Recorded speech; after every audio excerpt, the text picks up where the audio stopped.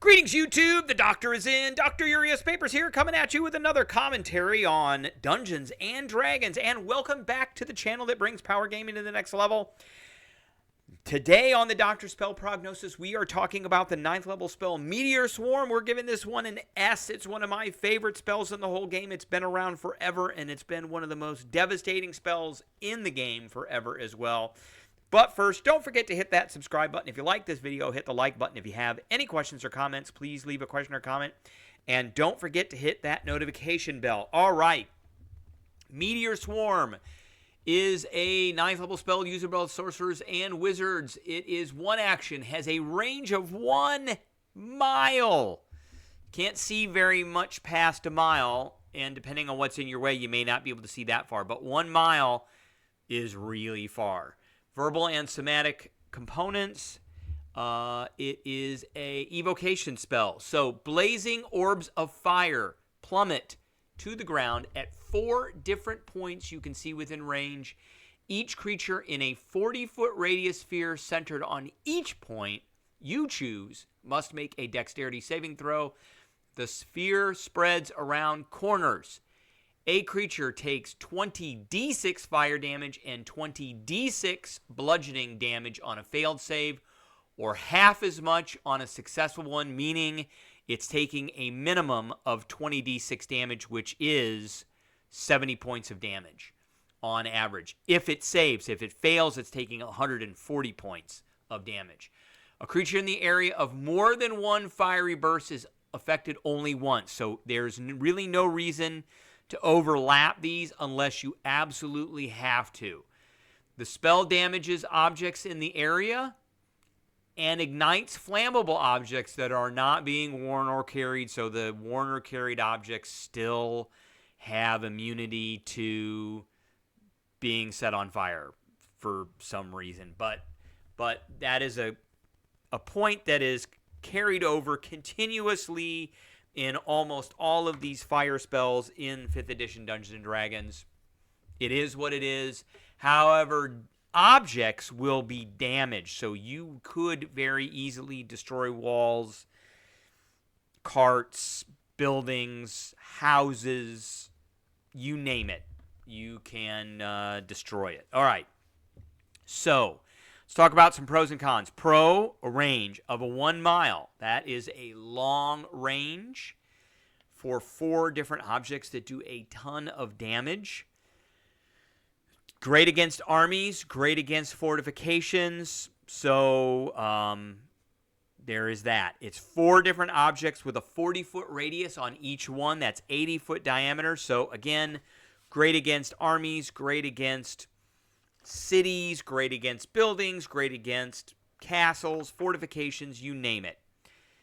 Damage is just awesome. Just absolutely awesome. It's a dex save. Now, this is one of the physical saving throws, which aren't always, but this is the better of the 3 from strength and con. And the other thing about dex saves is you can manipulate dex saves so that they can be give disadvantage, like if they're restrained, or they just fail them, like if they're stunned. And then one of the great things about this spell is if you cast it at a spellcaster who is concentrating on a spell, they are going to most likely, the chances are extremely high. Probability says, the 8-ball says, most likely going to lose that spell. So, if they remember, the rules for concentration is a DC 10 or half the damage, whichever is higher. And if they make their save, they're going to take 20 d6 damage, half of 40 d6 damage, and that's 70 points of damage, which is a DC 35 minimum saving throw. That is not easy to make at all, particularly for very high-level creatures. If they fail their save, there is virtually no way that they are going to make their concentration check. So this is a awesome spell to break concentration. And we've seen these in several episodes of Critical Role and things like that, where Matt Mercer has used this spell to very detrimental effect against the PCs. Cons of this spell, it is a big radius, so casting this indoors may be a little bit detrimental, but there are ways of getting around that. Creatures can only be affected by 1 out of the 4 objects. So again, if you're in tight quarters, then it's still going to do 40d6 damage or half. So you do have to keep track of that. It does damage objects. Now that is a pro and a con. The radius is a pro and a con because it's so big. So it's good in some instances, bad in the others. Same thing for damaging objects. It's good in some instances when you want to damage objects, but you may not want to damage all objects, so that could be bad. And then this dumb flammable immunity thing for objects that are worn or carried is I just don't like it at all, but it doesn't make any sense, but it's there. So we'll just have to deal with it. All right. So what kinds of wizards, because this is sorcerers, wizards, bards eventually could pick this up, and so could warlocks. But I'm not really going to address that. I'm going to address the wizards. What kinds of wizards are we talking about here? Well, of course, divination wizards, because you can dole out some failed saves, so that's okay. And also evocation wizards, because you got a couple of things. So beginning at 10th level, you can add your intelligence modifier to 1 damage roll of any wizard spell of evocation you cast. So that's some extra points. You have the sculpt spell. That is another one. That's a great one. So 10 creatures can be completely kept out of the spell.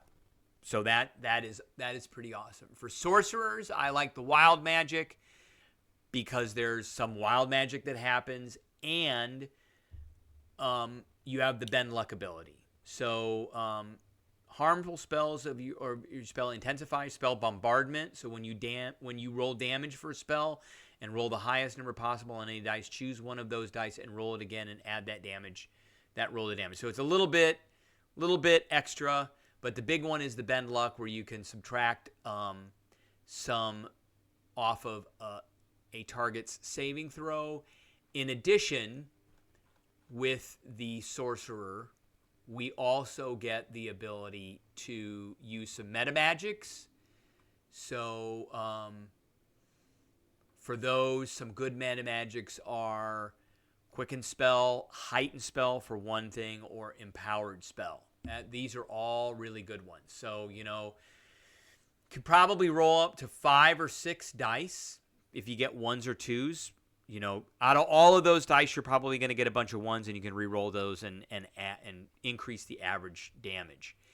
So one of the other things that I do want to point out or talk about is, because Meteor Swarm is a dexterity saving throw, you want to set it up so that you can cause things to either have disadvantage against that or to automatically fail. So things like hold person, it's a great one. They're paralyzed, which means they automatically fail strength and dex saving throws.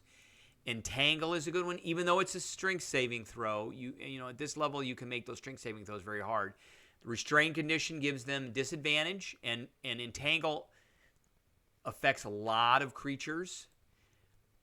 Maximilian's Earth and Grass restrains one target. Web it'll be gone after the Meteor Swarm comes down, but it'll restrain creatures for a while, and it's a dex saving throw.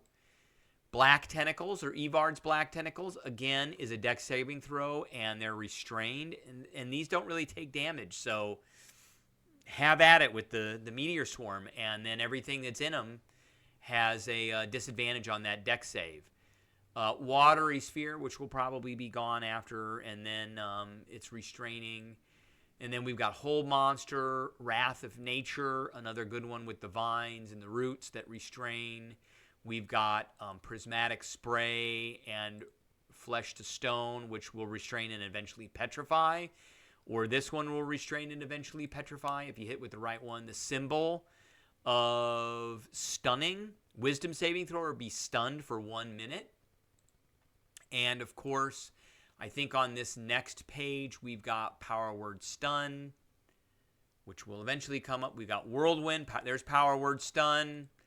Power Word stun something, and it's stunned, which means it automatically fails dex saving throws. So you could stun something and then put it down for the count, or one of your compatriots could restrain something, and then you could Meteor Swarm it and put it out for the count. So all great stuff. This is an awesome spell. It is a combat ender in most cases. So good for DMs, good for players, everybody. And that's what I got for everybody today. I appreciate everybody tuning in, and I will catch everybody later.